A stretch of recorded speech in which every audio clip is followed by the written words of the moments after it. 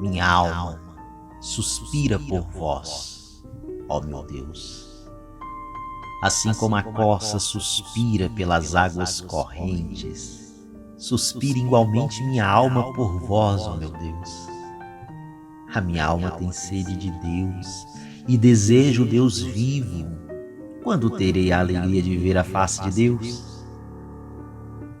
Enviai vossa luz, vossa verdade.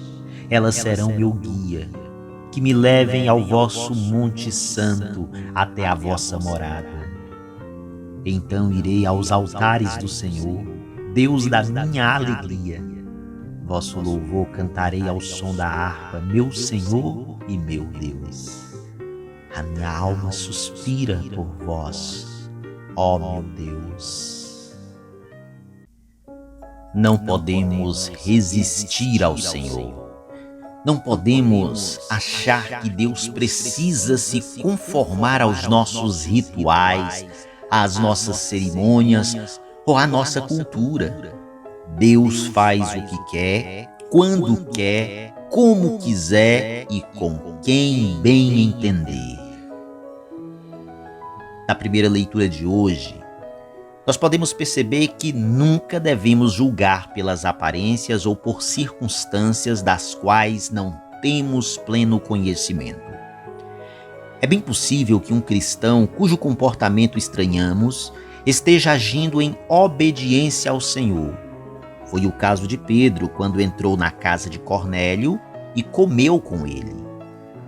Os judeus não entravam na casa de gentios, daqueles que não eram judeus, daqueles que não eram circuncidados.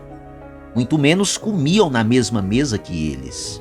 Isso por causa dos ritos da pureza. Você sabe bem que os primeiros cristãos eram provenientes do judaísmo.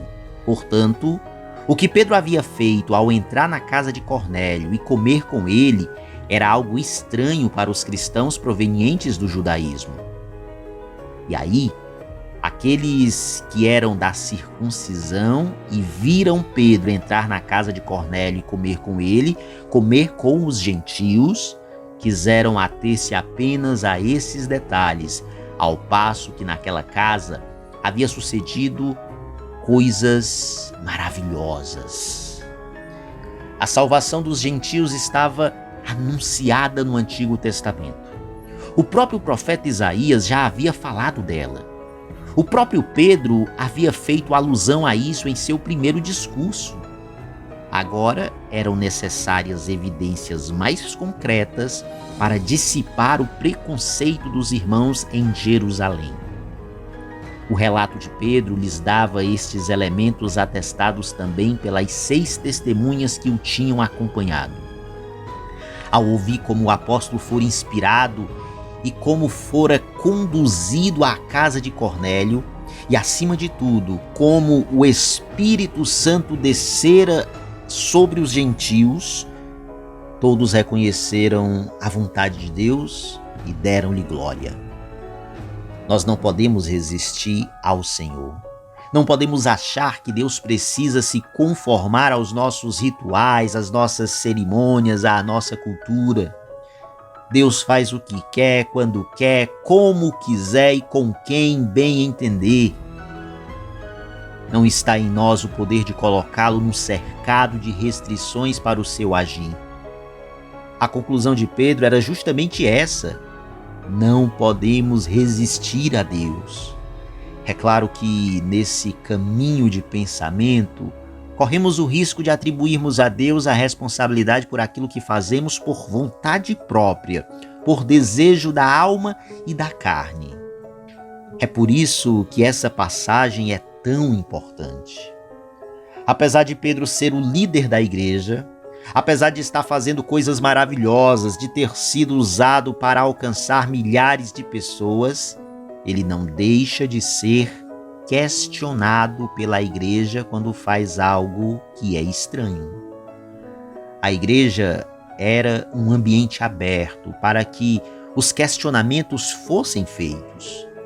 A igreja estava crescendo entre os gentios. Após a dispersão, o evangelho estava chegando em outras áreas e muitas pessoas estavam sendo alcançadas. Pedro explica o que Deus lhe mostrou sobre os gentios, provando que o evangelho do reino alcançaria também aqueles que não eram judeus. Tenho outras ovelhas que não estão neste curral, nos dirá Jesus no evangelho. É preciso trazer essas também, e elas ouvirão a minha voz. Então elas se tornarão um só rebanho, com um só pastor. Alegremo-nos por essa tão grande bênção que se estendeu até nós. E se ainda não fizemos, apressemo-nos em receber também o arrependimento para a vida. Jesus, Deus feito carne, é a única porta pela qual podemos ir ao Pai. É por isso, aliás, que a Igreja conclui todas as suas orações e súplicas com as seguintes palavras: por nosso Senhor Jesus Cristo, já que não existe nenhum outro nome pelo qual possamos ser salvos. No Evangelho de hoje, a primeira coisa que convém ter presente é que Jesus, em sentido estrito, não nos fala aqui por meio de parábolas, mas por meio de metáforas. Sim, ele se identifica ora como pastor, ora como a porta do redil das ovelhas, contrapondo-se assim à figura do ladrão e mercenário. Portanto, o discurso que ele hoje nos dirige não consiste em uma história, em uma narrativa de tipo parabólico, mas em uma série de comparações que servem para destacar o seu papel de Salvador.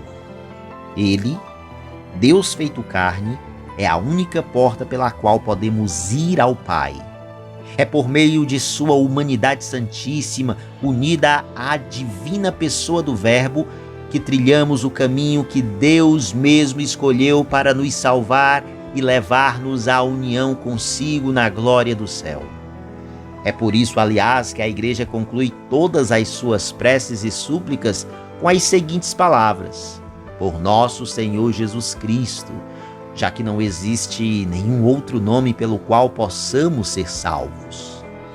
Essa porta é única, de modo que entrar por qualquer outra, seja moral ou dogmática, será o mesmo que entrar num aprisco por cima da cerca.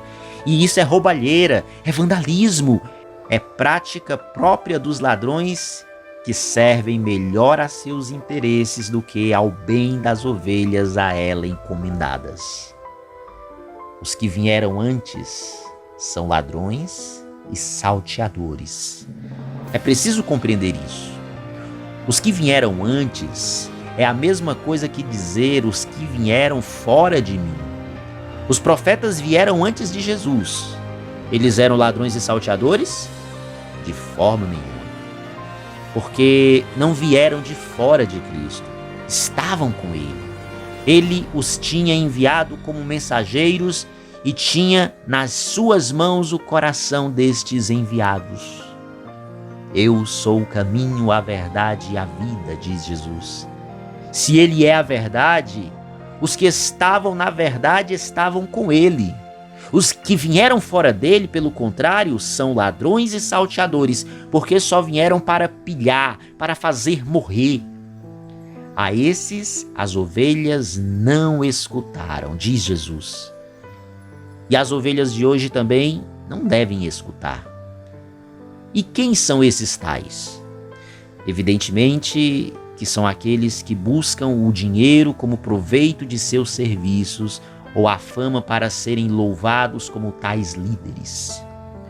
Quando Jesus coloca seu serviço como dar a vida pelas ovelhas, e para isso escolheu a morte para que elas tenham vida, Jesus está meio que dizendo que os chefes da terra subjugam e dominam, mas aquele que quiser ser grande entre os seus discípulos devem servir a todos como ele mesmo fez.